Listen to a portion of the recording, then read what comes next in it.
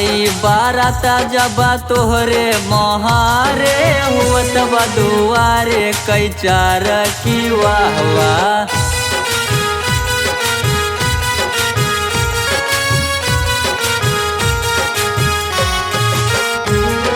हुई जाई माल साड़ू आइन मुस्कान बरतिहन का मारे खूब लाइन की वाह वाह।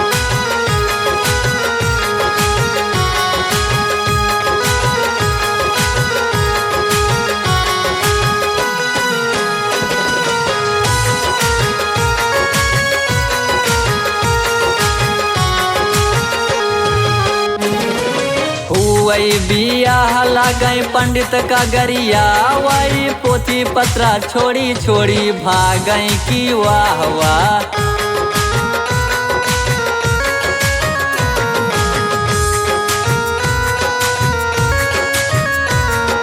हुतई साबेरे जब खिचड़ी खावा वही दुल्हा गए हैं ऋषि आई की वाह वाह। आई नहीं खिचड़ी जब तो दुल्हे रामा कहाँ समझी लिया तू मनाई की वाह वाह। बैठ के मारऊ नामा लगी गरिया वही ली सबके इज्जत उतारी की वाह वाह।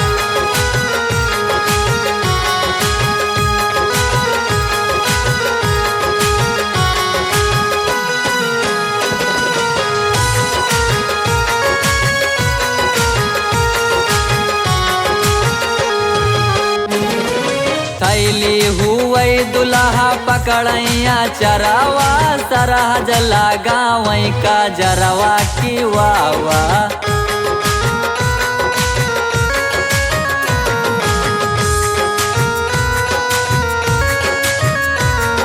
थैली के बाद हेराई गवा जूता लिही सड़ुआई न चोराई की वाह वाह। जूता कहने गजबा मांगी सड़ुआई न ले वही मुँह झुरवाई की वाह वाह। रोई रोई भेंट अकावार करई दुल्हिन होई गई सब कई विदाई की वाह वाह। राम सिया जैसे बानी रह जोड़ी देह सचिन गाय के सुनाई की वाह वाह।